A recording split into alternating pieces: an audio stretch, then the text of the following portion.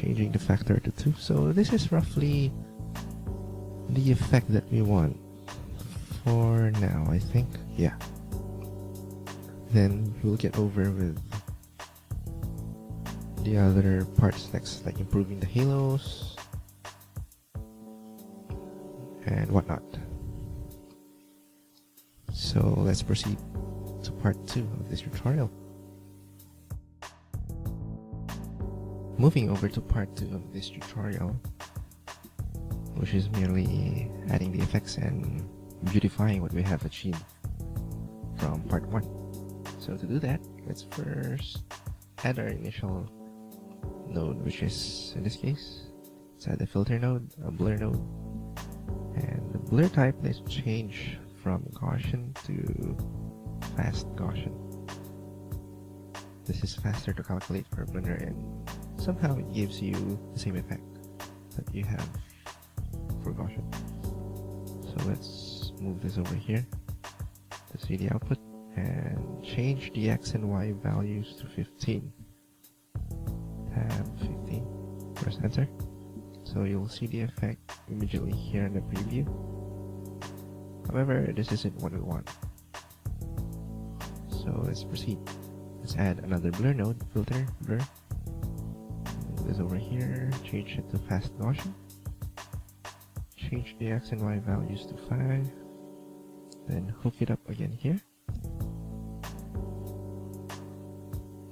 Then we will be combining the effects of both of these blur nodes by adding color, mix, and screen. So select the screen node, shift select the first blur node and press F. Do the same to the other blur node, press F.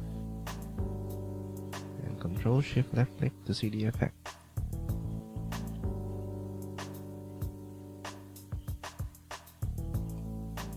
Somehow we're getting this odd value clipping here, so let's lower down our value.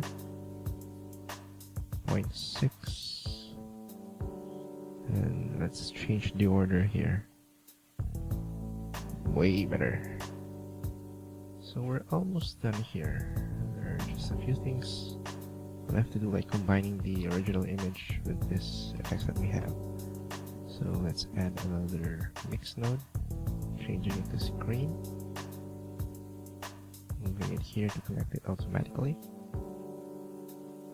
So with the screen node selected, let's shift select the alpha over node and press F.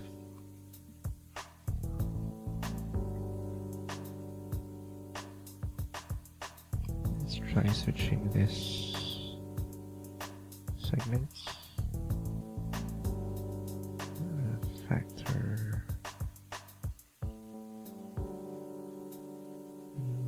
I think not.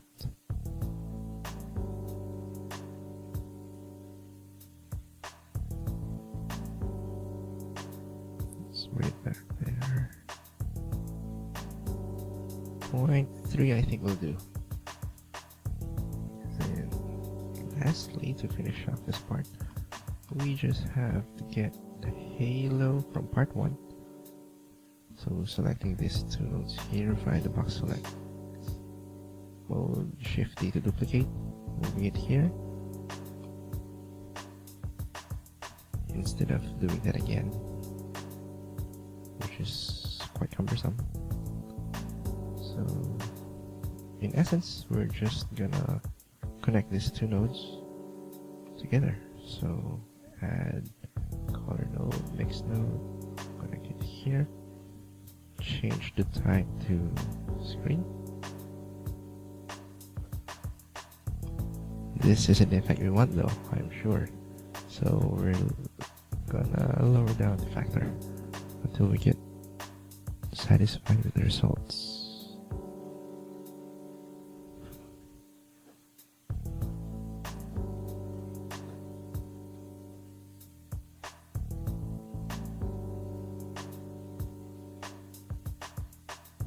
I think 0.1 will do. So this concludes this part. Let's move on to part 3, which is mostly the finishing touches. So, moving on to the final part of this tutorial, which is mostly adding the finishing touches, plus, of course, adding a background image here. So let's move the viewer and the composite nodes aside. Firstly, we need to add an image node which will serve as our background image. And let's browse. In my case, I used an HDR image which was provided by the team to be used as background for this. So Control-Shift-Left-A on this will preview it on the backdrop. However, this is too huge right now and we need to scale it down to match the render size of our image. To do so, we need to add a distort node and scale. Attach it here. Change the type from relative to render size and leave the default values as is.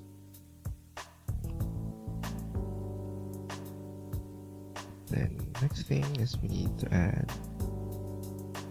an RGB curve just so we can simulate the overexposure effect that we get behind the window. So I'll just boost the contrast and brightness up. Not too much though. I think that will do. Okay, that's it for the background image. Now we need to add a few stars in there. What I did was to add an image of fireworks.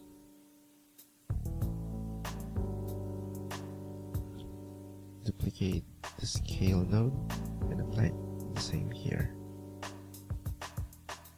So now if we connect a mix node with type screen, you'll notice this effect here that we have for our preview. However, there are quite a number of stars below and we want those to be seen on the image above. So to do that, we'll add a distort node and translate, then connect it here. And yes, you guessed it right. We'll change the value of Y. I think that will do for now.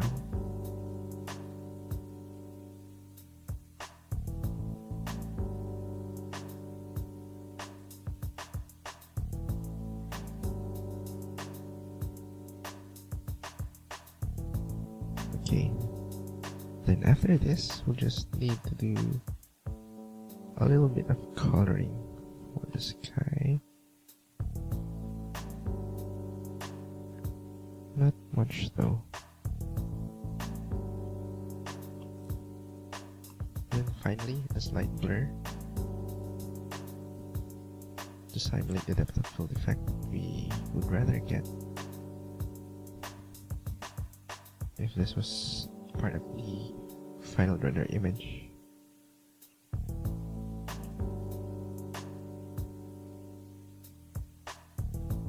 Okay, now it's time to hook up this image to the original rendered image that we have. So adding a color and alpha overnode, connecting that here. Then we have the check convert per multiply so as we can see the effect behind. So making a few adjustments on the brightness just so it would match it here. I think that's okay.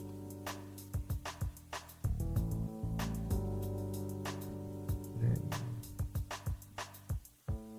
before we conclude this, let's just add a few more eye candies here. So I'll add a texture which will serve as my vignette.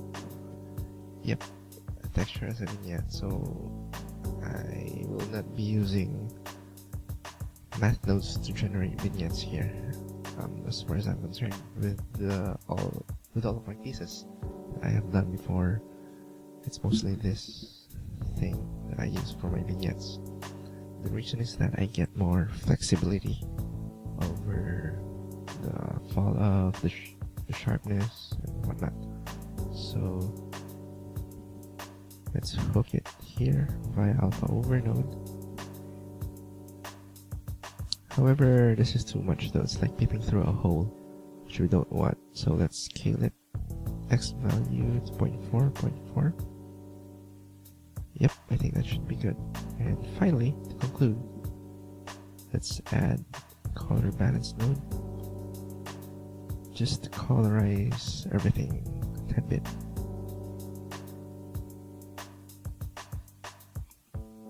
And that's about it. Let's hook the image output to the image input of the compositor node. And pressing F12, we now have this final image. Thank you.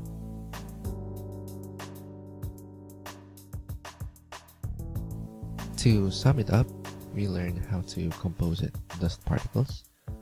We also learned how to composite the pseudo halo lights, which we have rendered from render internal, then combine it with the cycles renders.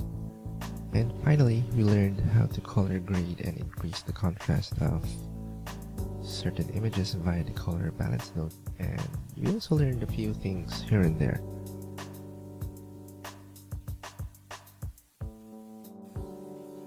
In addition to that, here's a progression video from the process.